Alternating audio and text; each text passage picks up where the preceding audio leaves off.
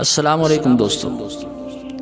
علماء کرام نے مسلمانوں کے 3 طبقات کی نشاندہی فرمائی ہے۔ ایک طبقہ وہ ہے جس نے محض کتابیں پڑھ کر دین کی تعلیم حاصل کی،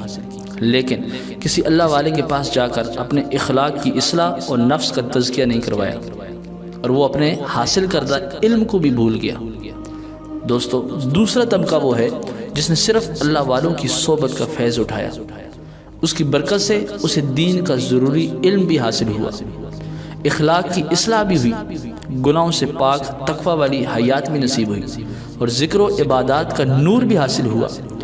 گویا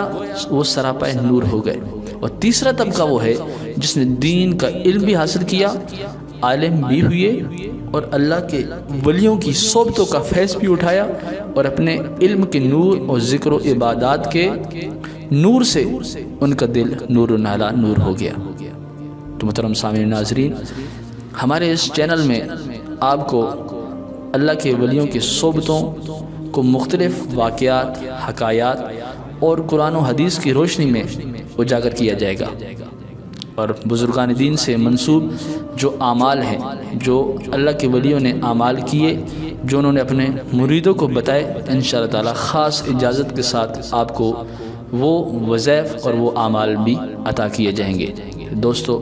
ہمارے اس چینل کو آپ سبسکرائب کیجئے اور ویڈیو کو